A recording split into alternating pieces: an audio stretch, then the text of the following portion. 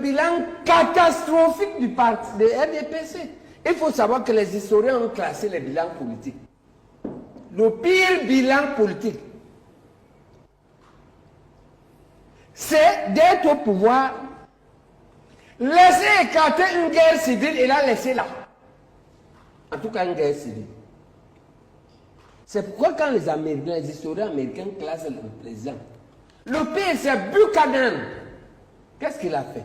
On te demande qu'il a fait quoi? Il a créé la guerre de sécession. En tout cas, si tu es marchand, si on ne dit pas que c'est portement, toi tu as créé. Mais si la guerre civile arrive à ton... pendant que tu es là, tu es marchand, parce que tu es dernier. Ce n'est pas seulement parce que les Camerounais souffrent, mes gars. Et c'est vous qui avez créé la guerre, la pauvre n'est pas là, Bamenda. Le chef de file, on le connaît, Moulinex. Les anglophones disent que c'est Moulinex qui a... En histoire, on nous a, qui ne s'est pas donné la méthode, les causes lointaines, les causes immédiates. Les causes immédiates de la guerre là, c'est le museau de Moulinex. On n'a jamais vu. Il est parti engueuler les gens à Boya. Il a pris la tête des enfants qui avaient grévé. Il a mis dans la rigole. C'est lui et l'autre qui avait organisé l'autre là. Comment on appelle l'autre là? Professeur. Pardon? Professeur, on va se calmer. C'est vous qui avez créé la guerre. C'était pas... Donc, pauvre Paul Biya avec ces gens, vous, les mécalés, vous, comme l'agneau disait, comme le loup disait à l'agneau, vous, vos bergers, vous, chiens, vous ne nous épargnez guère. Merci. D'accord? Merci. Et vous n'avez pas rendu service à Paul Biya. Aujourd'hui, il traîne ça comme un boulet. Neka. Vous devez savoir, quand on va faire votre procès là-bas à l'intérieur du RDPC, chef Moulinet, deuxième petit Jaco, les gens qui gardent le pays avec sa bouche. Merci, non, professeur. Petit Jaco, professeur, merci. Merci. Le parti au pouvoir, il doit comprendre que les trois évêques là sont originaires du Grand de Nord. ce que Meka a appelé le fief du RDPC. Le Grand Nord. C'est-à-dire les nordistes non musulmans. Voilà leur porte-parole, trois, qui sont contre la candidature de votre chef. C'est quelque chose de très sérieux, posez-vous des questions. Et ça montre que, par contre, Jean Bargassi à Yaoundé, lui c'est un naïf. Qu'est-ce que les évêques nordistes sont en train de dire? Ils sont en train de dire que la question de la candidature du président Biya n'est pas la question uniquement du RDPC, elle n'est pas une question interne. Elle est une question hautement nationale. Pourquoi? Parce que c'est comme si on va dans un match où un capitaine d'une équipe, l'arbitre là est le père du capitaine de l'équipe A. Deux équipes font un match à la finale de la Coupe du Monde. L'Argentine contre le Brésil. Et l'arbitre est brésilien. C'est ça l'affaire. L'arbitre peut garder sa neutralité. Non, il ne peut pas. Parce que très bien, ta question est importante. C'est très bien poser cette question-là. C'est très bien la poser. L'esprit humain n'est pas comme ça. Ce n'est pas parce que Paul Biya elle est comme ne boue pas les urnes parce que Paul Biya le lui demande. La Cour constitutionnelle ne fait pas les faux procès parce que Paul Biya le demande. Paul Biya est tranquille. Ce que l'être humain est que dès que c'est toi qui le nommes et le revoque, quand tu veux, il te doit tout. Donc, et ne peut pas, non. Ce n'est pas seulement le peuple des Camerounais, parce que vous parlez de l'aide. Oui, on dit que si on a un système électoral où une personne nomme tout le monde, revoque tout le monde, quand il veut, y compris à la veille des élections, tout le monde ou la majorité là va travailler pour lui. Ça s'appelle le jeu pipé. On est en train de, les évêques disent que depuis 40 ans, Paul Biya, toutes les élections que tu as gagnées là, tu as gagné parce que c'est toi qui es le chef de tout. Et donc, tu as deux alternatives. Ou en mars, l'UPC en train de réfléchir que on va proposer à Paul Biya RDPC. On est en train de réfléchir au laboratoire. comment faire pour résoudre ce problème de la neutralité du système électoral. Il peut aller aux élections, mais avec un système neutre, en allant à l'Assemblée, en changeant les lois qui font la neutralité. Les lois qui font la neutralité, par exemple, on dit n'importe quoi, le laboratoire est en train de travailler, le laboratoire de Henriette Ekouin est en train de travailler pour proposer des choses comme, on peut faire une commission neutre qui nomme les CAM. Quelque chose comme un de ses évêques, le chef des pasteurs, le représentant des musulmans, puis les représentants des partis ayant déjà siégé à l'Assemblée. C'est eux qui nomment les CAM. Et c'est eux qui votent. Comme ça, le CAM est neutre. Ici, Paul Biya veut, même mort, il est candidat. Et là, le RDP. Par exemple, l'UPC va vous faire des propositions. Sa candidature ne vous posera pas de problème. Il ne posera un problème à aucun Camerounais. Ok? Voilà. Deuxième raison pour laquelle les évêques en ont marre. Et ça, c'est la principale. C'est que si on parle là, il ne peut pas ne pas gagner. Et ce n'est pas ça un match où on sait déjà que quelqu'un va gagner. Il faut que on soit à égalité pour qu'il n'y ait pas de problème. La deuxième raison, celle-là est universelle. C'est le bilan catastrophique du parti de RDPC. Il faut savoir que les historiens ont classé les bilans politiques. Le pire bilan politique, c'est d'être au pouvoir, laisser écarter une guerre civile et la laisser là. En tout cas, une guerre civile. C'est pourquoi quand les historiens américains classent le président, le pire c'est Buchanan. Qu'est-ce qu'il a fait? On te demande qu'il a fait quoi? Il a créé la guerre de sécession. En tout cas, si tu es marchand, si on ne dit pas que c'est portement, toi tu as créé. Mais si la guerre civile arrive pendant que tu es là, tu es marchand, tu es dernier. Ce n'est pas seulement parce que les Camerounais souffrent, mes gars. Et c'est vous qui avez créé la guerre, la pauvre n'est pas là, Bamenda. Le chef de file, on le connaît, Moulinex. Les anglophones disent que c'est Moulinex qui a, en histoire, qui ne s'est pas donné la méthode, les causes lointaines, les causes immédiates.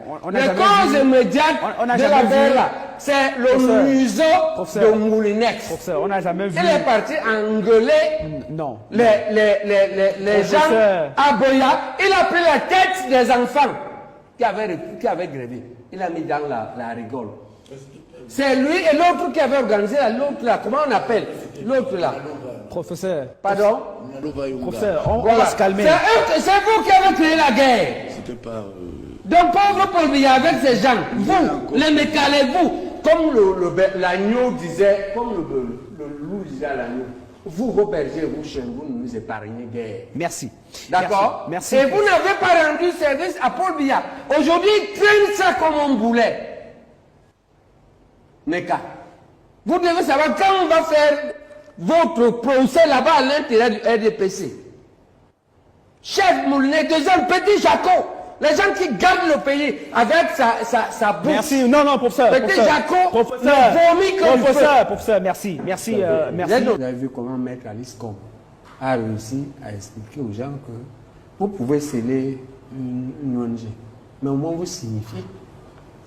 Si vous voulez me sceller, ça me signifie, j'enlève le scellé et je ne peux pas perdre un cheveu.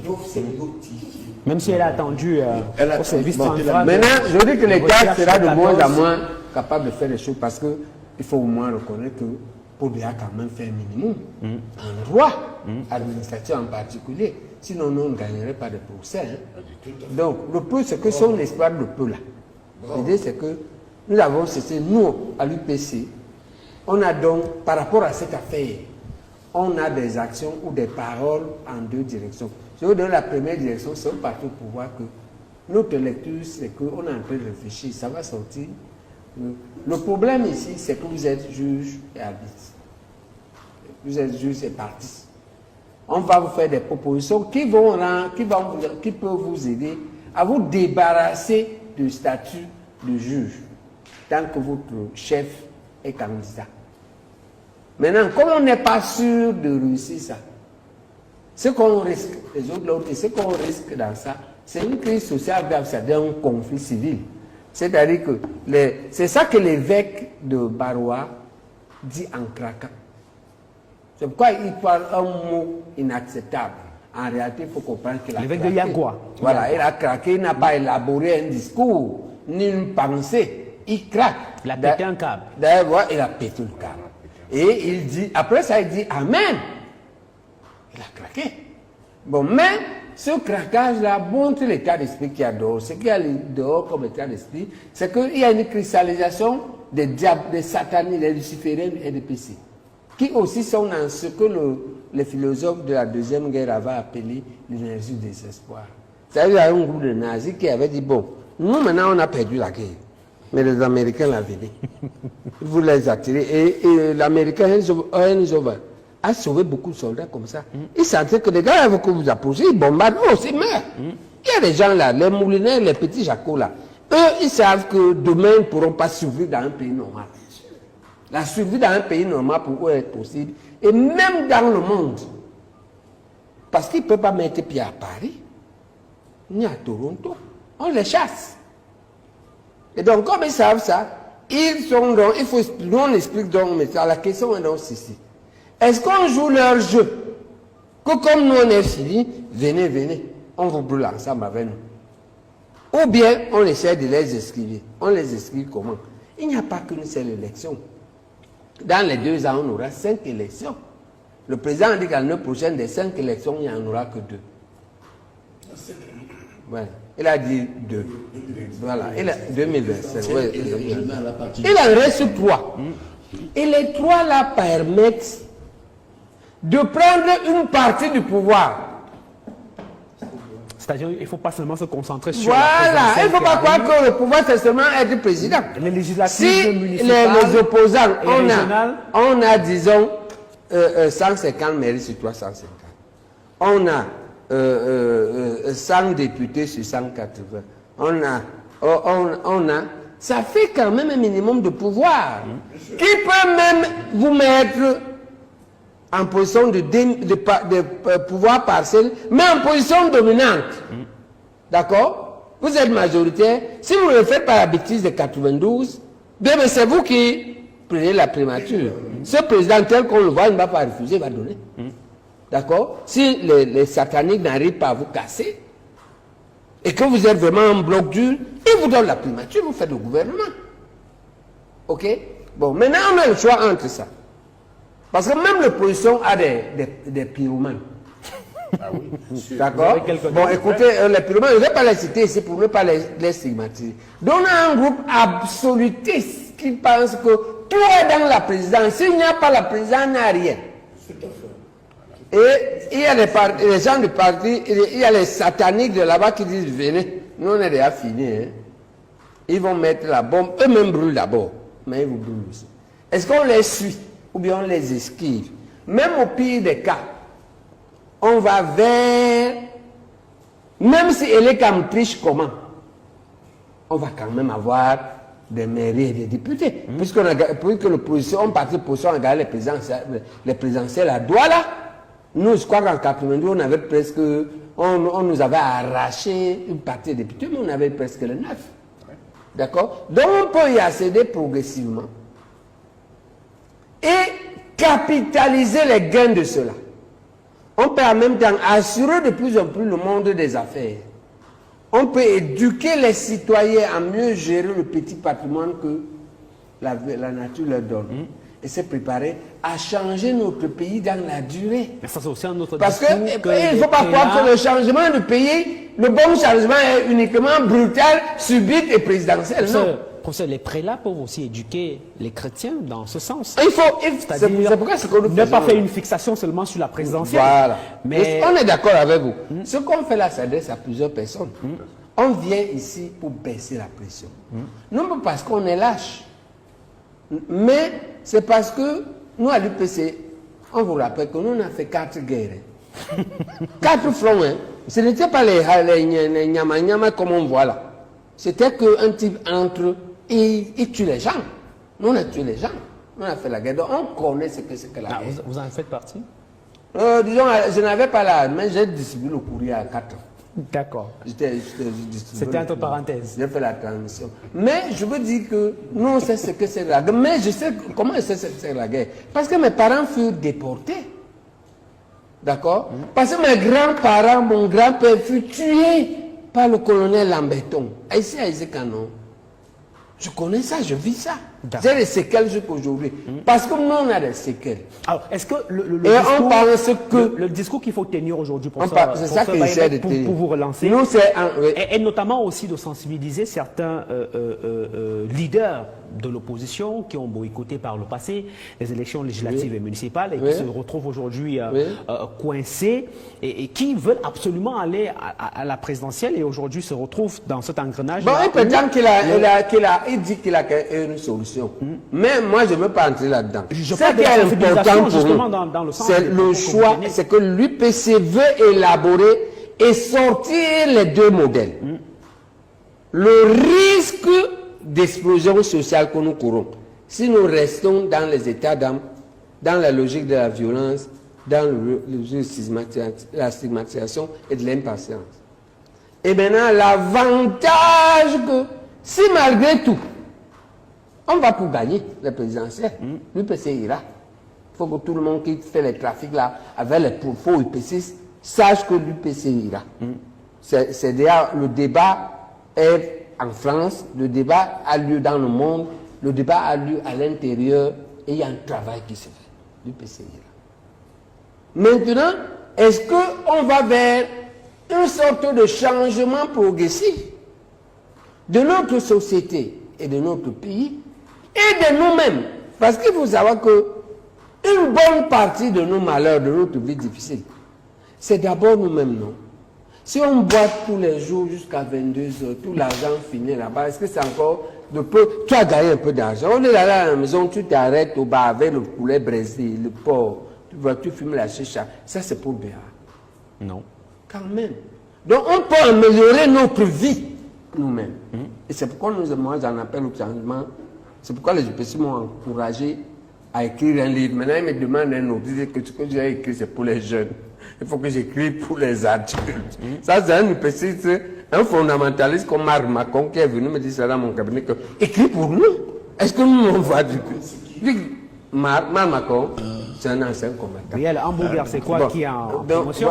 Le livre, c'est hamburger, c'est quoi? Qui montre aux jeunes comment il peut utiliser ce que le peu que Dieu lui a donné. Bien l'organiser, le capitaliser, le gérer et vivre mieux. D'accord.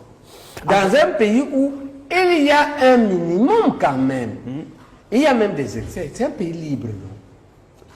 Si insultes pour Bia ici, c'est non pas lui qui va t'arrêter. Mon dîner peut te menacer, mais pour Bia, on insulte les humains. Pourquoi, comment dans ce pays-là, les policiers sont corrompus, d'accord, mais tu peux les corrompre, tu passes. Est-ce que c'est difficile de les corrompre? D'accord. Ne insultez pas ça, je dis, la paix va survivre. Ce sont les réalités. On va survivre et organiser la lutte. Le but de l'UPC est aujourd'hui, on a créé un laboratoire sur Henriette Écuyer. Le but est de faire la pensée, la matérialiser pour la période de transition où nous devons survivre. D'accord. Ne tombons pas dans la tentation des sataniques qui veulent nous amener pour nous brûler ensemble parce qu'ils savent qu'ils sont déjà brûlés. Merci. Ils n'ont pas d'avenir. Merci, professeur. Si tu as l'avenir, pourquoi tu veux aller, pourquoi tu veux tomber dans le piège?